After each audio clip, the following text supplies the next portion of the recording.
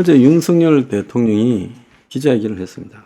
그래서 특검 법안에 지금 입장을 표명했는데요. 김건희 특검은 사실상 거부했고 최상병은 선수사를 한 후 특검을 제안했습니다. 두 사건에 대한 도의적 잘못을 인정을 했어요. 이것도 이제 사실상 처음으로 인정한 것이다. 그것도 대단한 일이다. 이렇게 이제 보수 언론은 언급하고 있습니다. 심지어 한겨레 신문 기자가 질의를 했다는 것도 대단한 듯이 말을 하고 있어요. 그래서 송구 부족 자신이 마음이 무겁고 송구스럽습니다. 질책 꾸지점도 경한 마음으로 더 깊이 새겨 듣겠다 이렇게 했고, 국민이 체감할 만한 변화를 만드는데 부족했다 이렇게 이제 이야기를 했어요.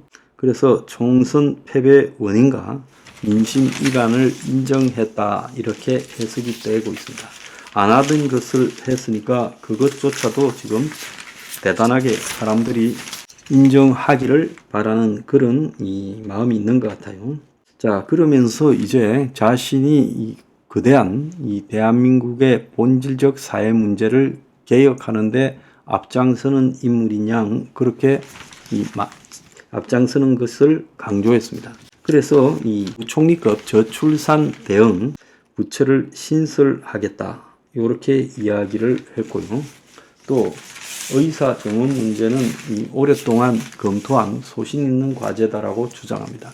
그래서 전체적인 방향을 보자 하면, 자, 국민에 대해서 소리를 잘 듣겠다, 죄송하다, 송구하다라고 자세를 낮췄고, 특검 하나는 자기 부인 문제도 아내가 현명치 못한 처신을 해서 국민들에게 걱정을 끼친 부분에 사과를 드리고 있다라고 말했지만, 오랫동안 수사를 해왔고 검찰이 봐주기 수사를 했다고 볼 수 없기 때문에 이 특검을 받을 수는 없다라고 말을 했습니다. 그리고 이종석 출검은 몰랐고 경로한 사실에 대해서는 답하지 않았고, 한동훈하고 관계에 대해서는 잠깐 멈추던 뒤에 곧 만날 것이고 서로 간에 이 문제는 없고 그만두라고 말을 한 적은 없다라고 이렇게 말을 했어요. 이 기자회견 이후 의료계는 의료개혁을 미룰 수 없다는 이 윤에 대해서 아주 싸늘하게 지금 반발을 하고 있습니다. 자, 민주당은 마이동풍 명탕회견이라고 했고 여권은 대통령이 진정성을 보였다 이렇게 이제 말을 하는데요. 제가 볼 때 이 회견에서 겨냥한 것은 보수 지지층에 대해서 사과를 한 것이다. 그러면서 자기가 잘할 거니까 또 중요한 국가 개혁 과제에 집중할 거니까 좀 도와달라. 이렇게 말을 한 걸로 보여요. 그래서 이 회견이 국민 전체, 반대하는 사람 등을까지 대상으로 한 것이 아니라 결국은 보수에서 지지까지 빠지게 되면 지지율이 20%대가 무너질 수도 있으니까 일단 보수 지지층의 지지를 회복해서 그 힘으로 버텨보겠다라는 의지를 피력한 거라고 보입니다. 지금 야권과의 협치라는 명목으로 물밑에의 접촉은 열어놨고 또 한편으로는 내가 한번 버틸 만큼 최대한 버텨보겠다라는 것을 저는 밝힌 거라고 보입니다. 자, 갤럽 여론조사가 나왔는데요. 지난번하고 똑같은 24가 나왔어요. 지난주에는 한 주 쉬었고, 자, 2주 전에 24가 나왔는데, 이번에도 똑같이 24가 나왔습니다. 그래서 윤이 지난번에 23으로 총선 패배 이후 떨어진 이후에 지금 이것이 한 달간 계속 유지되고 있다는 거예요. 지금 총선 딱 한 달이 됐잖아요. 그러면서 다른 여론조사도 30% 초반이나 20%대가 지금 계속 나오고 있어요.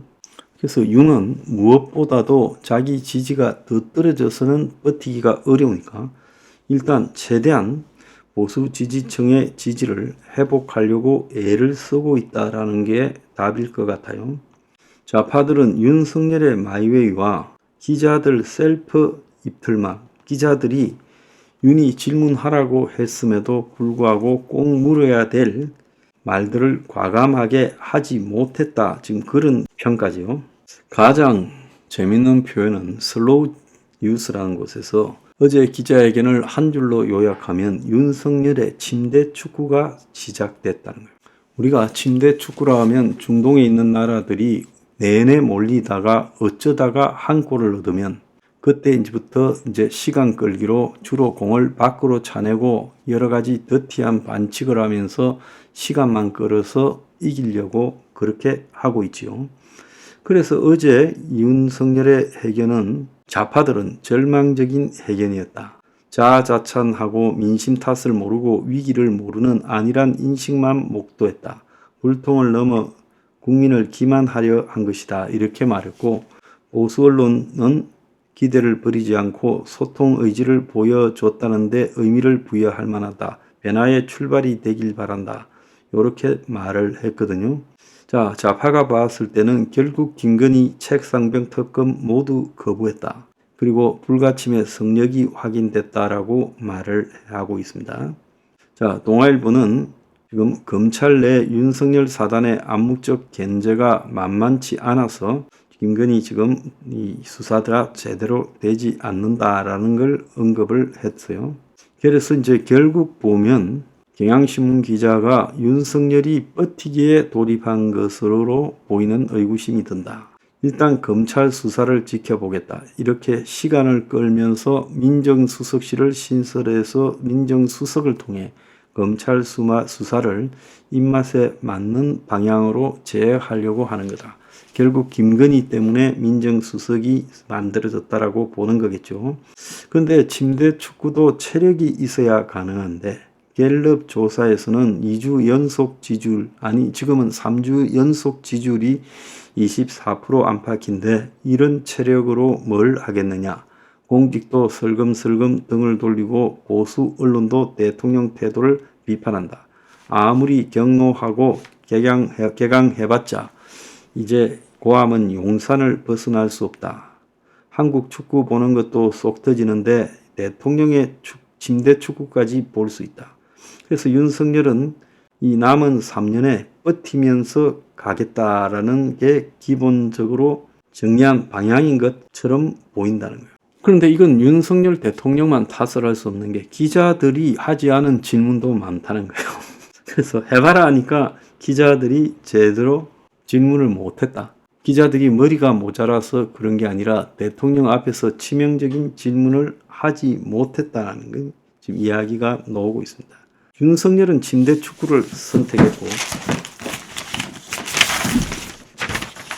이재명은요 조급 축구를 하고 있다고 봅니다. 자, 어쩌다가 한 골을 먹었는데 상대방이 침대 축구를 하니까 어쨌거나 45분이 끝나기 전에 빨리 한 골을 넣어야 되겠다고 허거지겁 지금 골대를 향해서 똥볼을 차고 그냥 공을 갖다가 몰고 가고 골킥까지 지금 골대 비워놓고 노는 조급 축구를 하고 있다고 해요. 그래서 이재명이 조급 축구를 하고 있는 것은 이재명은 이 시간과의 싸움에서 3년 동안 윤석열이 침대 축구를 한다면 과연 자기 재판에서 문제가 안 생길까? 생길 우려가 있다는 거예요. 그래서 이재명은 빨리 밀어붙여서 한 골을 넣어가지고 승부를 결정지어야 된다. 이렇게 생각하고 있어요. 그래서 이재명의 조급 축구는 결국은 결론적으로는 연장전에서 한 골을 먼저 넣으면 이제 그걸로 끝나버리는 서든 데스식 윤석열의 임기가 진행되고 있다는 겁니다. 솔직히 말하면 국민들도 윤석열이 3년 갈까 걱정이죠. 이재명이 지금 윤석열을 3년 동안을 놔놓을까? 조국하고 이재명이가. 자기들이 살기 위해서라도 빨리 보내서 그야말로 헌정 중단 사태를 만들어서 법적 고리에서 빠져나오려고 하지 않을까. 그래서 윤석열을 더 코너로 몰아서 침대 축구를 하는데 침대에서 끌어내려서 집으로 보내는 하야시키는 일을 하지 않을까. 지금 이런 것들이 지금 진행이 되고 있어요. 그럼 이 나라가 남은 기간 동안에 얼마나 혼란스럽겠습니까? 지금 경제 안보 모든 것이 다 위태로운데요.